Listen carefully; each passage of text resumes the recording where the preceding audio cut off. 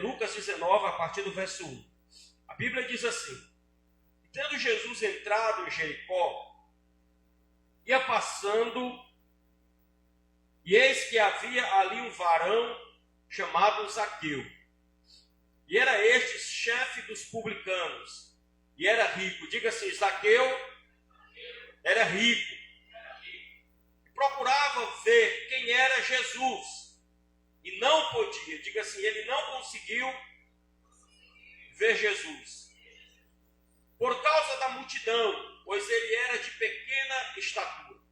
E correndo adiante, subiu em uma figueira para ver. Diga assim: Zaqueu subiu numa figueira para ver Jesus, porque havia Jesus de passar ali. E quando Jesus chegou àquele lugar, olhando para cima, viu e disse: Zaqueu, desça depressa, porque hoje me convém pousar em tua casa. E apressando-se, desceu e recebeu gostoso, ou seja, com muita alegria. E vendo todos isto, murmuravam, dizendo que entrara para ser hóspede de um homem pecador. Diga assim: os murmuradores reclamaram de Jesus estar com Zaqueu. E levantando-se Zaqueu, disse ao Senhor: Senhor, eis que eu dou aos pobres metade dos meus bens. E se em alguma coisa eu tenho defraudado alguém, eu vou restituir de modo quadruplicado, ou seja, 4 vezes mais. E disse-lhe Jesus: hoje veio salvação a esta casa, pois também este é filho de Abraão, porque o Filho do Homem veio buscar e salvar o que se havia perdido. Amém. Vamos orar. Soberano e eterno Pai, nos dirige nessa palavra, nos conduz, nos dá saúde, nos dá graça, Senhor. A tua igreja está aqui reunida para te adorar, para louvar o teu nome. Eu creio que a tua palavra, ela vem a nós com uma mensagem, Senhor, com uma mensagem atual para as nossas vidas, para direcionar o nosso viver. Vem nos fortalecer e conduzir a nossa vida, Pai. Eu te peço, dirige as minhas palavras, segundo a direção do teu Espírito, essa noite, em nome de Jesus. Amém. Amém, queridos. Podem sentar em nome de Jesus. Vou pedir aos irmãos, só se puderem trazer uma águazinha, por gentileza. A gente está gripado e começa a secar a garganta aqui de uma vez. Meus irmãos, eu quero pregar essa noite sobre o encontro de Zaqueu com Jesus. O encontro de Zaqueu com Jesus. A Bíblia diz, meus queridos, que Zaqueu, ele soube que Jesus estava passando e resolveu então ver Jesus passar. Obrigado. Mas o interessante é que Zaqueu era um homem publicano. Como nós sabemos, os publicanos eram considerados pelos judeus como homens traidores até da própria nação. Por quê? Porque os publicanos, eles eram coletores de impostos. Portanto, eles trabalhavam, de certa forma, para o governo romano. E a maneira como eles cobravam os impostos era uma maneira injusta até mesmo. Por isso eles eram chamados de ladrões, roubadores, pecadores. Nós vemos no texto que quando Jesus vai à casa de Zaqueu, as multidões reclamam. Provavelmente também os religiosos ali vão reclamar porque Jesus está na casa de um publicano, de um homem considerado corrupto, ladrão, um bandido da sociedade. Embora ele fosse um homem trabalhador, mas grande parte dos publicanos eram considerados assim, devido justamente a essa cobrança injusta dos impostos, pesadíssima. Então Zaqueu vê que Jesus ia passar, e a Bíblia diz que ele era um parte, as multidões sobressaíam a Zaqueu. Zaqueu resolve subir naquela figueira, a gente conhece a história. Jesus o vê e diz: Zaqueu, desce daí. Hoje eu quero estar na tua casa, convém estar na tua casa. Mas o interessante é que Jesus chama a Zaqueu, faz esse chamado a ele, porque Zaqueu faz algo diferente. E ele vai à sua casa, e lá tem uma conversa com Zaqueu. E Zaqueu expõe realmente a sua fé em Cristo. Ele tem um encontro com Cristo. E algo me chama a atenção aqui na vida de Zaqueu, é que Zaqueu realmente se converte de verdade. Ele expressa que quer devolver aquilo que ele havia roubado, e Jesus diz: olha, houve salvação nesta casa, porque esse também é filho de Abraão. Agora tenho algumas lições interessantes que esse encontro de Zaqueu com Jesus pode nos ensinar. Algumas lições importantíssimas para a nossa vida, para que nós possamos refletir sobre elas. A primeira coisa que eu acho interessante aqui nesse encontro de Zaqueu com Jesus é que Zaqueu, ele expressa o interesse por Jesus, mesmo estando em uma situação relativamente boa. Diz a Bíblia que Zaqueu era um homem rico. E quando diz que ele era um homem rico, ele de fato era um homem de posses. Era um homem que vivia bem. Quando a gente olha para uma pessoa rica hoje, da alta sociedade, não da classe média, mas sei lá, de uma classe alta da sociedade, que pode desfrutar de tudo o que ela tem acesso, comprar o que ela quer, andar no carro que gosta, viajar para onde deseja viajar, dar do bom e do melhor para os filhos, viver e comer nos melhores restaurantes da cidade. Provavelmente Zaqueu era este homem que era um homem rico, abastado. Mas há algo interessante aqui, é que Zaqueu, ele tem interesse por Jesus, mesmo em uma situação relativamente boa. Ele era um homem rico, ele era um homem que vivia bem, mas ele teve um interesse por Jesus. Algo despertou nele para conhecer a Cristo. E aqui nós devemos entender, meus queridos, se nós não tomarmos cuidado, a Bíblia diz que o amor ao dinheiro é o grande mal do coração humano. Ser rico não é pecado. Ter condições financeiras abastadas não é pecado. A Bíblia não diz isso. Mas Jesus condena veementemente aqueles que amam o dinheiro e o colocam acima de Deus. E se nós não tomarmos cuidado, querido, até mesmo situações relativamente boas, econômicas, podem nos distanciar de Deus. Eu falei quinta-feira aqui com os irmãos, estávamos estudando o Sermão da Montanha, e eu falei que às vezes nós dizemos assim: no dia que eu ganhar dinheiro, eu vou abençoar o meu pai, minha mãe, minha família, eu vou ajudar a igreja, eu vou fazer isso, eu vou fazer aquilo, vou ajudar fulano de tal. Quando eu ganhar dinheiro, não, o dinheiro não vai tomar conta do meu coração, porque eu vou continuar sendo quem eu sou. Mas eu disse o seguinte: nós dizemos isso, sabe por quê? Porque nós não somos ricos. O desafio, a riqueza, por isso que a Bíblia diz que é mais fácil um camelo passar no fundo de uma agulha.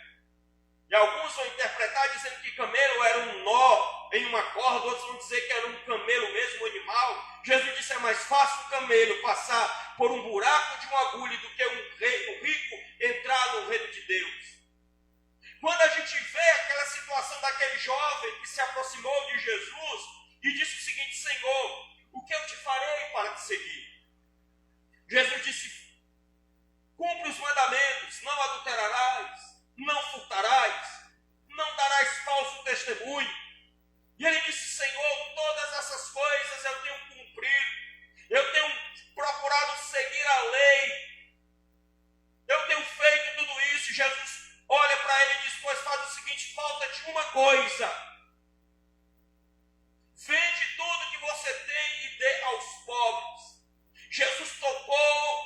ferida dele. Jesus tocou na doença dele.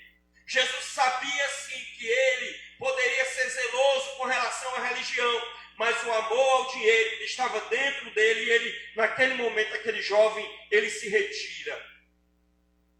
Por quê? Porque era difícil para ele abrir mão do que ele amava. E aí, o interessante na vida de Zaqueu era que Zaqueu, mesmo com toda a riqueza, se a Bíblia diz que ele era rico, é porque ele fazia diferença. O que o escritor Lucas não iria definir rico por acaso. Ele era um homem muito abastado. Mas interessante, ele se interessa por Deus. Ele tem um interesse por Jesus.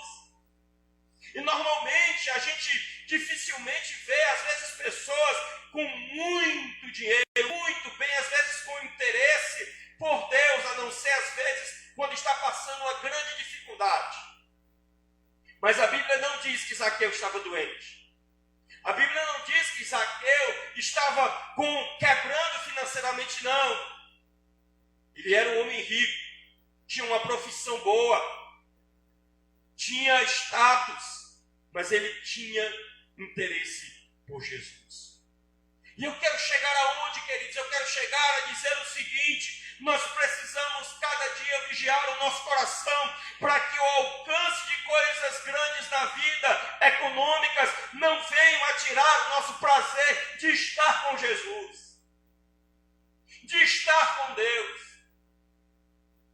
Porque as oportunidades na vida nos sabem, um dia, sei lá, para a gente ganhar dinheiro, para a gente ter coisas boas, para a gente ter coisas maravilhosas, mas isso não pode ofuscar o nosso prazer em buscar a Deus. A gente mesmo ganhando dinheiro, mesmo tendo uma situação boa, mesmo tendo uma conta bancária cheia de dinheiro, nós ainda precisamos olhar para o alto e dizer que dependemos dele, que precisamos dele, que ele é o Senhor da nossa vida.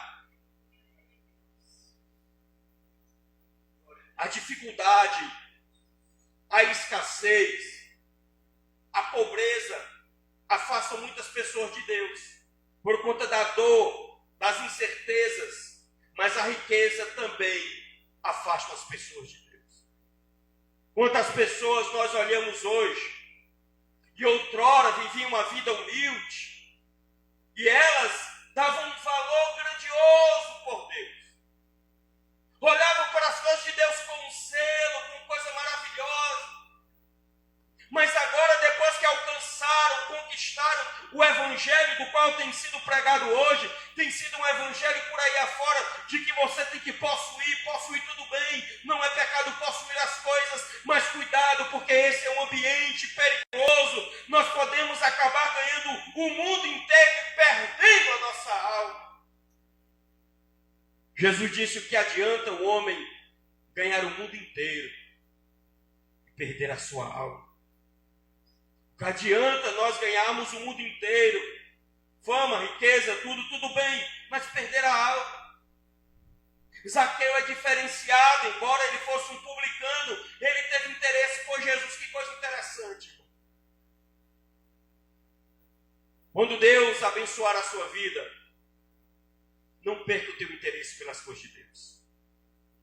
Quando Deus te abrir as portas, não perca o interesse pela presença de Deus. Quando Deus te tornar uma pessoa abastada, que você tem condições suficientes para ajudar as pessoas, para fazer tudo que você quiser, não esqueça de onde você veio. Quando Deus levanta o profeta Natã para repreender Davi, Natã chega para Davi, sendo usado por Deus, e Deus diz para ele: Davi, eu te tirei por detrás das malhadas das ovelhas e te fiz rei sobre Israel. Deus nunca esqueceu de onde tinha tirado Davi, e Davi não podia se esquecer disso.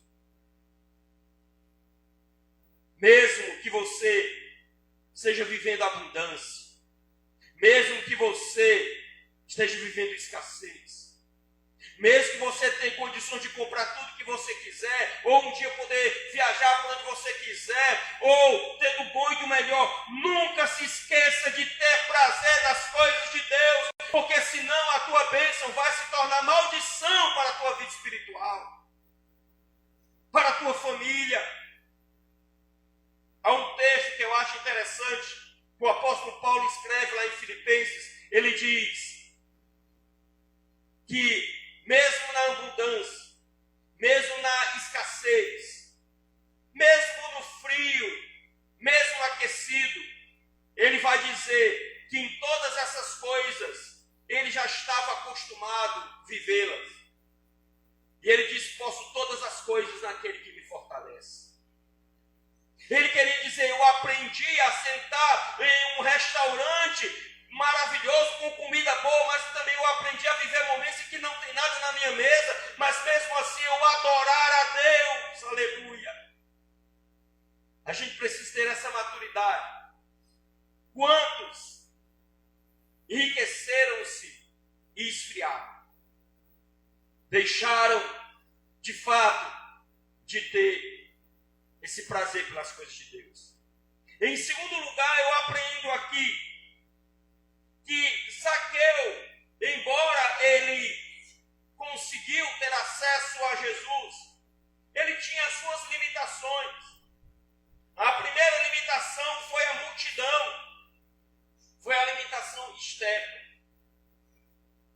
Ou seja, Zaqueu aqui, ele viu as multidões, ele não conseguiu ver a Jesus, havia um grande empecilho. Segunda limitação, a sua estatura, a limitação interna. Às vezes, queridos, diante de nós existem muitas limitações externas que nos impedem de nos aproximar de Deus. Limitações essas que estão à nossa volta, às vezes é o nosso tempo.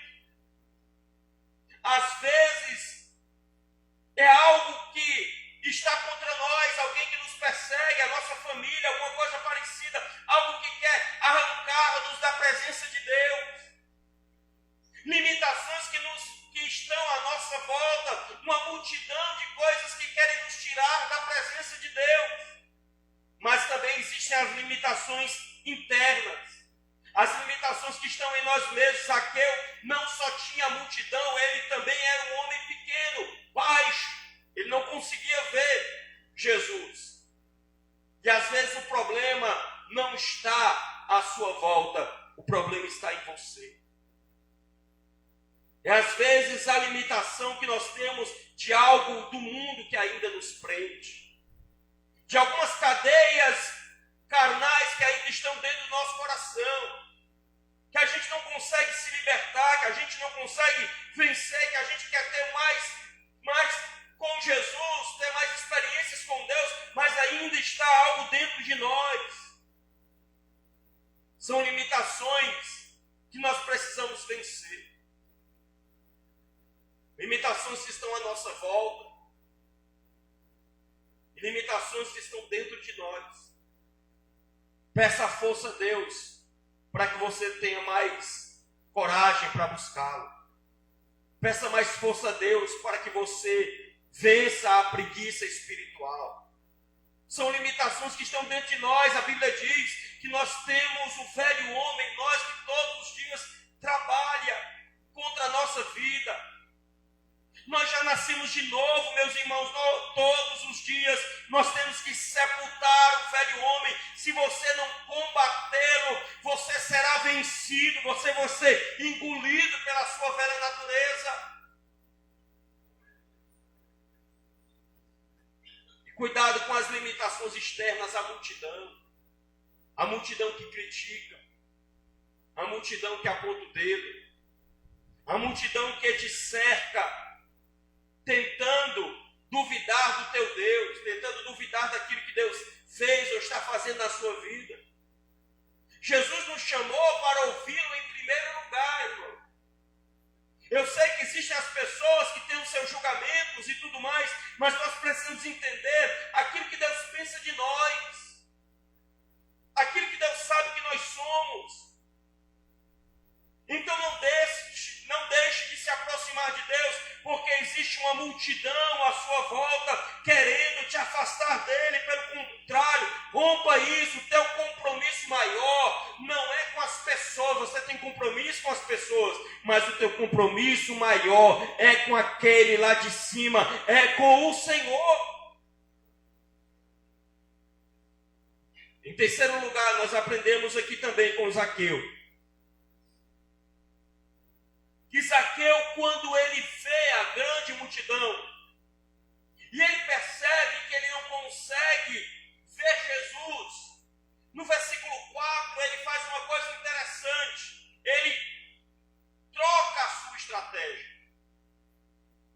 Quando ele percebe que aquilo que ele está olhando não dá possibilidade de ele ver a Cristo, ele troca de estratégia, ele muda a estratégia, ele pensa o seguinte: eu vou subir nessa figueira, e se eu subir nessa figueira, por eu ser baixo, eu não consigo ver a multidão, portanto, se eu subir aqui, eu vou ver a Jesus. Então ele troca a estratégia, ele muda de estratégia. Às vezes nós estamos seguindo um caminho que sempre está dando errado. Às vezes nós já tentamos de tudo, às vezes, dentro da nossa casa, e nós às vezes não temos nada. Não conseguimos vencer algumas determinadas situações, porque nós estamos vivendo as mesmas coisas. Nós devemos mudar de estratégia. Pedir a Deus sabedoria. Você já tentou orar mais pela sua família? Você já tentou agir de outras maneiras para que Deus faça algo na sua história?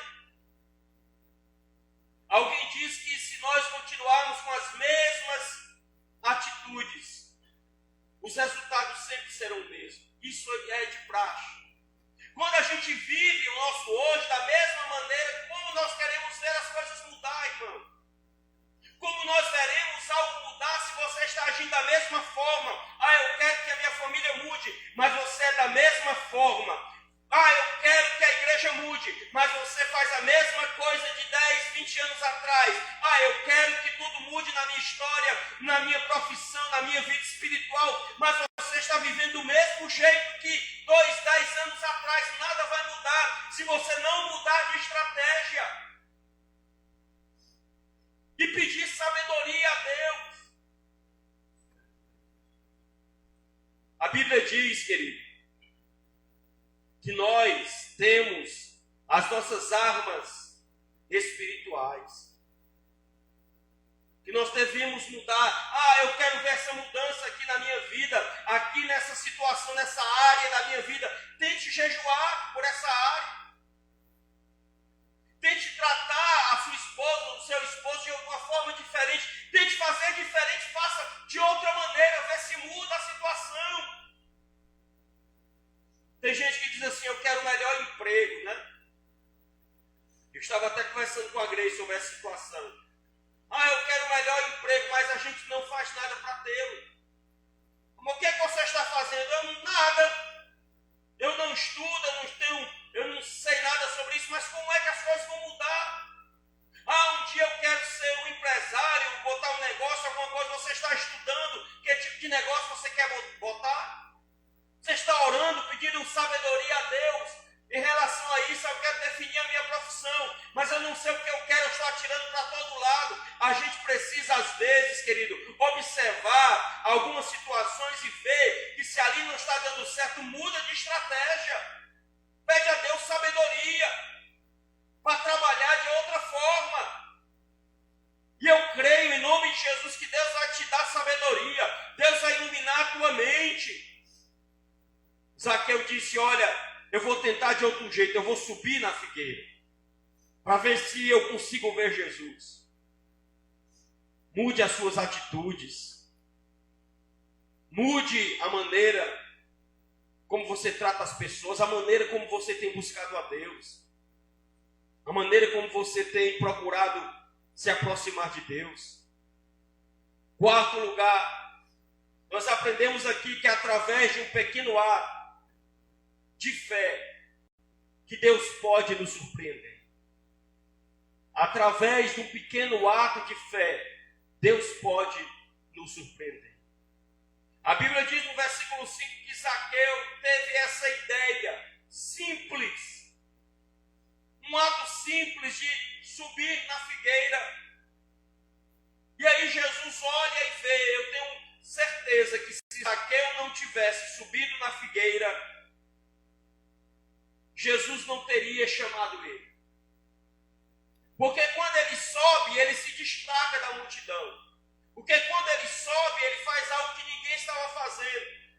Porque quando ele sobe, ele tem uma atitude de fé, ele realmente dá o primeiro passo.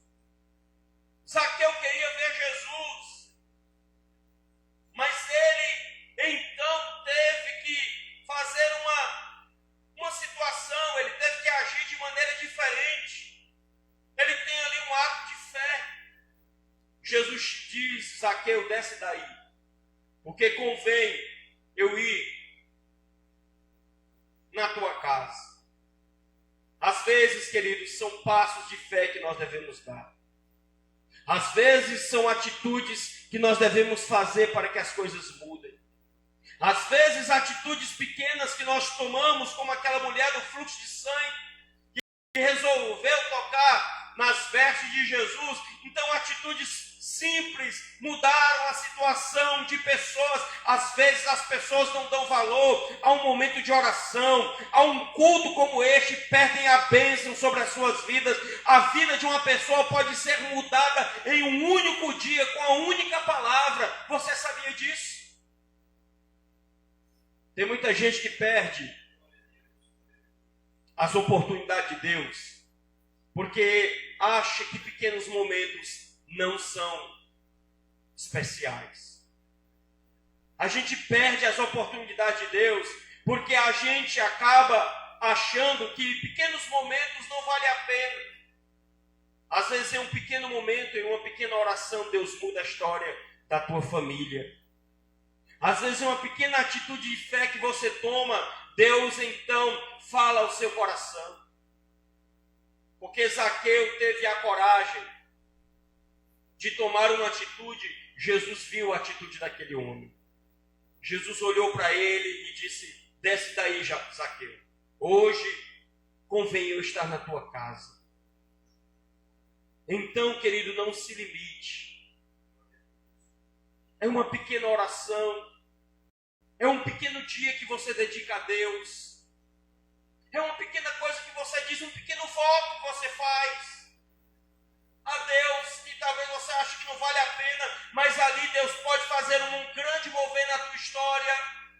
São pequenas atitudes de dizer: Deus, a partir de hoje eu vou fazer isso para o Senhor, vou fazer aquilo para o Senhor. E aí você e Deus, na sua comunhão com Deus, uma atitude simples, Deus faz um grande trabalhar, um grande mover na tua história, te chama para mudar a tua casa e tudo é mudado e transformado.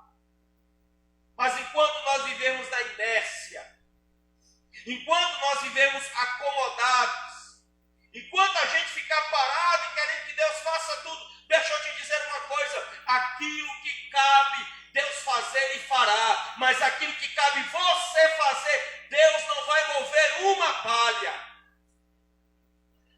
Deus não vai mover uma palha. Se Zaqueu não sobe naquela figueira, ele não teria recebido Jesus na sua casa. Não fique esperando Deus fazer tudo por você, querido. Se erga também. Faça a sua parte. Faça a sua parte dentro de casa. Faça a sua parte com a sua vida. Porque se você não fizer, Deus não vai ser culpado disso. Eu vejo muitas pessoas culpando Deus, dizendo assim: não, eu não tenho essa oportunidade porque Deus me deu. Não, eu estou vivendo esse momento ruim porque Deus não me concedeu algo melhor. E aí a gente vai culpando Deus e alguns até o diabo. E aí culpam Deus, mas o nosso papel, quem vai fazer somos nós. Deus não vai subir na figueira por você. Quem tem que subir é você. Quem tem que se esforçar é você. E aí duas coisas importantes nós precisamos aprender. Primeiro, no âmbito familiar. Família e casamento é como um jardim. Eu vejo muitas pessoas dizendo assim: pastor, meu casamento não é de Deus, a minha família não é de Deus. Como não é de Deus?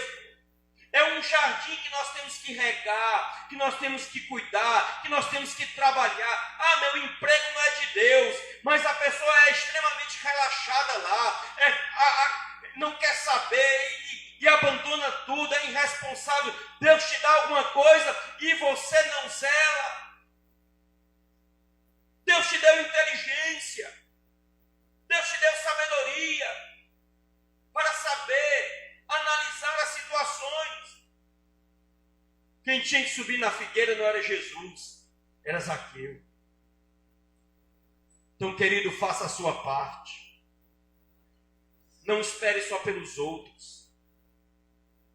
Não espere pelos homens. Tem gente que vive só murmurando, dizendo: ah, fulano de tal não me ajudou, fulano de tal não vai me ajudar, fulano de tal não vem aqui em casa. Querida, em nome de Jesus, nessa terra, primeiro nós temos que esperar de Deus. Segundo, nós temos que esperar de nós mesmos. Se ninguém move uma palha por nós, quem tem que mover somos nós. Fica na sua casa esperando pelos outros, você vai, o que vai acontecer? Fique na sua casa esperando por um filho de Deus bater na tua porta para te ajudar. E não abre a tua porta e vai trabalhar de manhã cedo e pedir para Deus abençoar teu trabalho e teu estudo para você ver, não.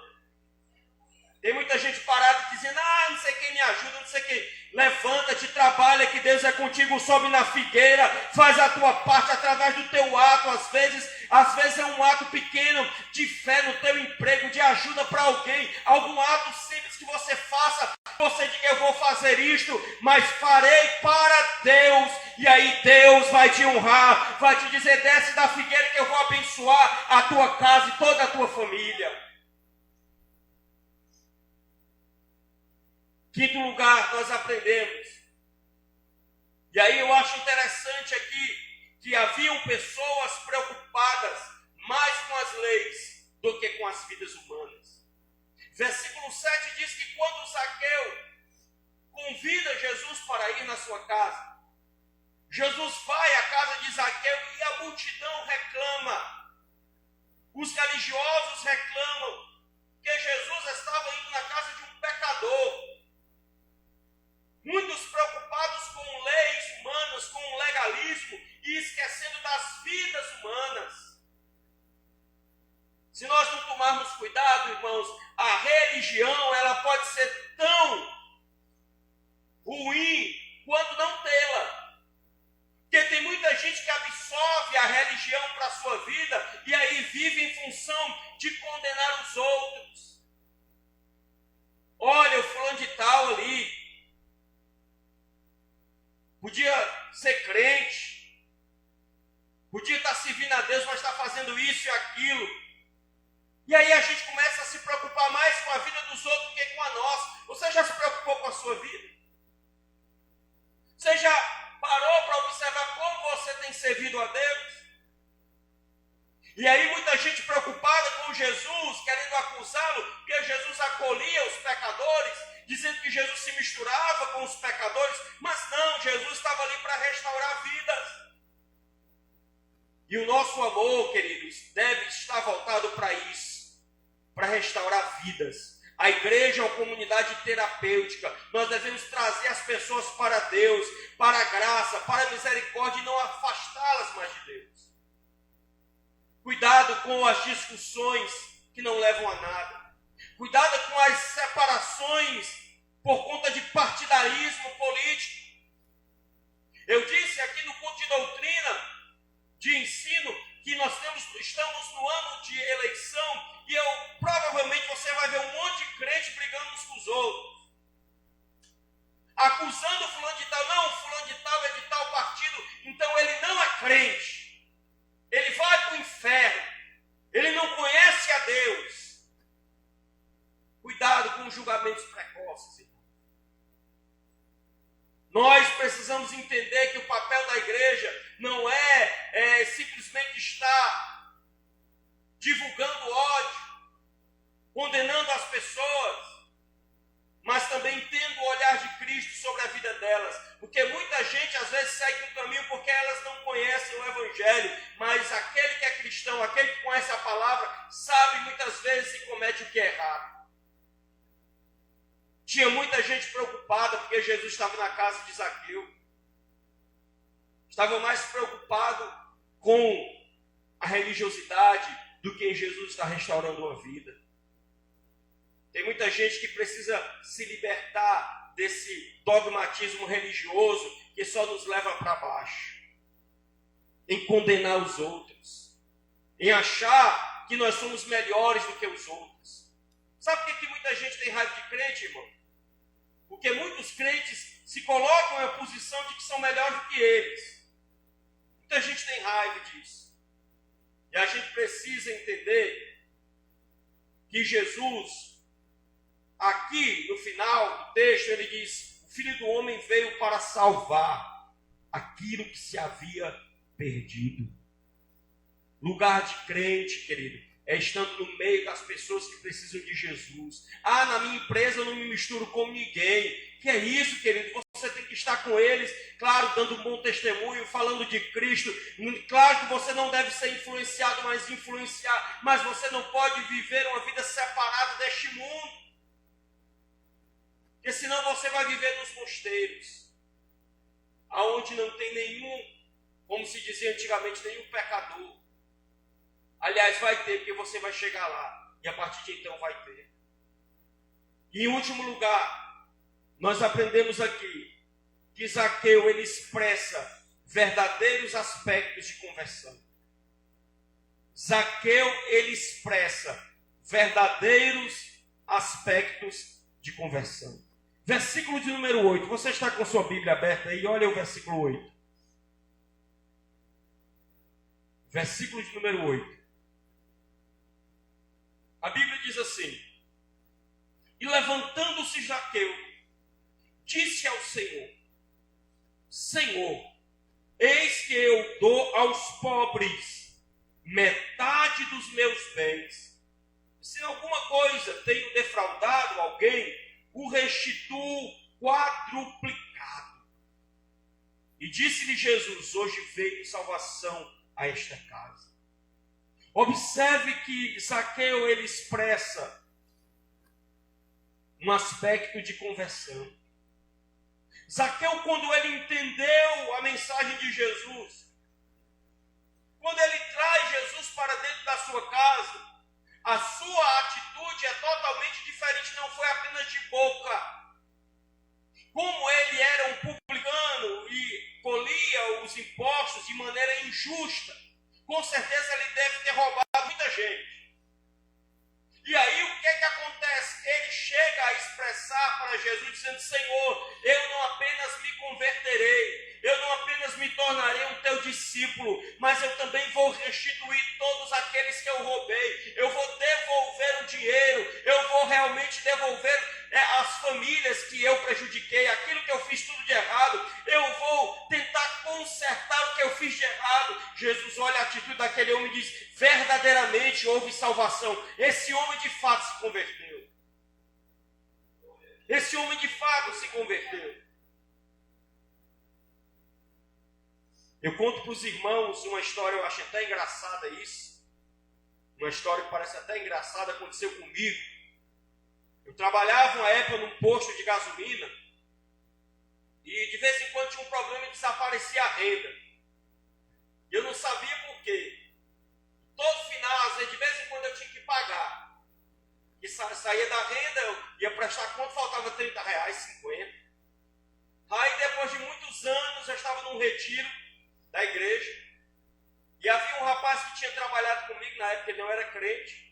E eu me encontrei com ele lá, eu fiquei alegre, ele tinha aceitado Jesus. Eu conversei com ele, disse: rapaz, agora você é crente. Ele disse: amém, eu estou na igreja agora, virei crente. Aí Daniel, mas eu queria te pedir perdão. Eu, foi. Sabe naquela época lá do posto que eu trabalhei contigo? Eu disse: sim. Rapaz, era eu que pegava o dinheiro. Aí eu olhei para ele: não, meu irmão, eu te perdoo, né? Vai em paz. Tudo bem, mas de maneira nenhuma ele chegou e disse: pô, eu vou te devolver, Daniel, o dinheiro. Eu sei que a gente exerce graça, perdão, claro que eu não exigi nada de devolução de dinheiro e tudo, mas Zaqueu aqui diz: eu vou pagar o que eu estou devendo. Eu vou restituir. Irmãos, ouça isso. Conversão não é aquilo que é de boca. Preste atenção uma coisa. Jesus não está preocupado com aquilo que você diz. Jesus não está preocupado se você diz que é isso, que é aquilo, que é crente, que se converteu, que agora anda com a Bíblia debaixo do braço, que agora está na igreja, que agora anda todo direitinho. Jesus não está preocupado com aquilo que você diz. Jesus está preocupado com aquilo que você faz, com aquilo que você é, com o seu caráter na sociedade. Tem gente que vive prejudicando a vida das pessoas, pessoas que prejudicaram famílias inteiras com mentira, com calúnia, até roubando financeiramente. E depois vem a igreja, às vezes até são cristãos, fazem tudo isso, depois se afastam da igreja, voltam de novo, e aí mas não tem coragem de olhar para a cara de nenhuma dessas pessoas, nem ao menos lhes pedir perdão. Eu já vi casos assim, queridos, de homens que diziam de Deus, muito conhecidos, darem calotes em várias pessoas na igreja. Depois se afastou, passou muitos anos afastado, e quando retornou para a igreja, testemunhando nas igrejas que tinham voltado, que isso, aquilo, mas não chegou para ninguém para devolver. Ou para pelo menos pedir perdão pelo prejuízo que causou nas famílias. Gente que destruiu casamentos por mentiras. E aí, quando volta para a igreja, é como se nada tivesse acontecido. Deixa eu dizer uma coisa para você, querido. Conversão, escute o que eu vou lhe dizer. Eu não costumo dizer essas palavras, mas às vezes é preciso. Conversão, sobretudo, é criar vergonha na cara. Conversão é criar vergonha na nossa cara. É encarar as pessoas que a gente prejudica e pedir perdão. É chegar e dizer, irmão, eu estou na igreja agora, eu vou fazer possível estar aqui para te pagar. Eu vou fazer alguma coisa para a gente se dar bem de novo, ainda que não seja possível. Mas eu não tenho condição, mas pelo menos me perdoe. Um dia eu vou te restituir. Jesus viu na vida de Zaqueu conversão, sabe por quê? Porque não foi só de boca, ele queria realmente pagar o preço. A gente só vai mudar, irmãos, quando a gente parar de falar muita coisa e viver o Evangelho. A gente está falando muita coisa, eu vejo muito crente, porque na igreja eu prego, na igreja eu canto, eu conheço a Bíblia, eu tenho um curso de teologia, eu sou isso e aquilo, mas é uma pessoa extremamente sem caráter. Mente para as pessoas, calunia as pessoas. São casados ou casadas e ainda ficam por aí usando o celular para conversar, ter conversas extraconjugais. Estão presos na imoralidade. Mas eu prego, eu canto, eu louvo. Jesus não está preocupado com o que você diz, irmão. Jesus está preocupado com o que você é. Sabe por que Jesus disse para Zaqueu, houve salvação nesta casa? Porque ele não viu palavras, ele viu ações. Ele viu um homem que disse, eu vou pagar o preço. Imagine só, um homem ele ia ter um prejuízo grande, mas ele disse, eu vou pagar o que tem que ser pago. Eu vou ter um prejuízo grande, mas o que eu tenho não é meu, foi roubado, eu vou devolver. Eu vou lá pedir perdão, eu vou lá restituir as famílias. Em outras palavras, Jesus queria dizer, esse é um homem de coragem, esse aqui se converteu de verdade. Infelizmente, meus irmãos, as igrejas estão cheias de religiosos. Infelizmente, a igreja está cheia de pessoas que mudaram só de religião, mas não mudaram de vida, não mudaram de caráter, não mudaram de ações. Lá no mundo mentiam, continuam mentindo do mesmo jeito. Lá do mundo eram imorais, continuam sendo imorais do mesmo jeito. A diferença é que ninguém sabe. Eu digo isso que eu convivo com pessoas assim. São 25 anos de crente. Desde os meus 17 anos me envolvo com igrejas, pregando, dirigindo igreja, participando de aconselhamento de tudo e vendo testemunhos horríveis. E a cada dia a situação parece que piora. Conversão não é falar, é viver o Evangelho. Chega de falar, faz alguma coisa.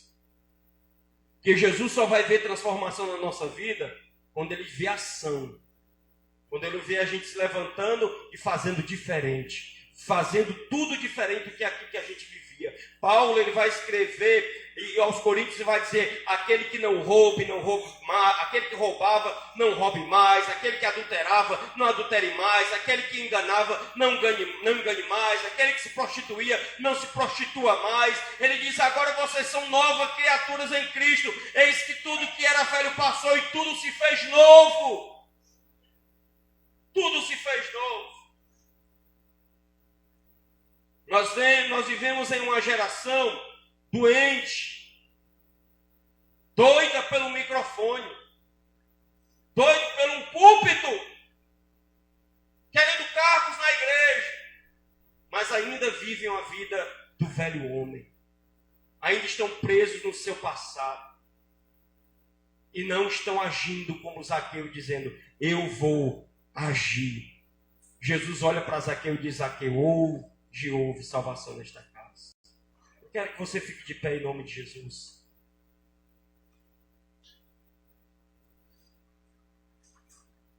Aleluia. Vamos louvar o Senhor, amém, meu? Quero louvar o Senhor nessa noite. Eu quero que você saia daqui, meu querido, com essa reflexão para a sua vida, para o seu coração. Faça diferente. Se você tem feito sempre igual e você não tem visto as coisas mudar. Zaqueu, com uma pequena atitude de subir naquela figueira, ele traz a atenção de Cristo para a sua vida. Jesus viu fé naquele homem. Quando ele faz além do normal. A gente se acomodou, irmãos. A gente se acomodou em não fazer diferente, em viver a vida do jeito que tem que ser. Não, eu não vou orar mais, deixa aí do jeito que está, eu não vou mais me envolver com as coisas de Deus, eu não vai viver a vida do jeito, deixa a vida me levar. Zaqueu viu Jesus passar e diz: eu vou subir na figueira, vou ver Jesus, vou fazer uma coisa diferente. Faça uma coisa diferente, irmão, lá no seu casamento, na sua família, no seu ministério, na sua vida particular. Faça diferente. E em nome de Jesus, lembre-se disso: Deus, Jesus, não vai subir em figueira nenhuma por você. Você é que tem que fazer a sua parte. Você também tem que fazer acontecer. Porque se você não fizer, ninguém vai fazer por você. E aí você precisa tomar uma atitude, fazer o seu papel. E lembrar de que verdadeira conversão é atitude. É expressar através de atitude. Deixe de falar, faça. Já existe aquele ditado, né? Aquela história que alguém diz que as tuas palavras, aliás, os teus atos são tão fortes que eu não escuto as tuas palavras. O que mostra a nossa mudança, que mostra que nós mudamos para o mundo, para a sociedade, para Deus, é a nossa atitude. É como a gente reage diante das circunstâncias. Se você reage como você reagia antes, qual a diferença que você faz? Se a sua fé é circunstancial, se você uma hora crê em Deus, agora está passando dificuldade, já não crê mais, que fé é essa, irmão? Essa fé é a fé dos gentios, disse Jesus. É a fé dos ateus. É a fé dos descompromissados. Que uma hora crê, outra hora não crê. Então vamos adorar a Deus em nome de Jesus. Eu preciso de ti, Senhor. Eu preciso de ti. Diga para Ele nessa noite. Feche os teus olhos, irmão. Feche os olhos. Faz diferente. Se você não tem buscado a Deus como antes, faça diferente. Me dar a tua paz, eu largo tudo pra te seguir.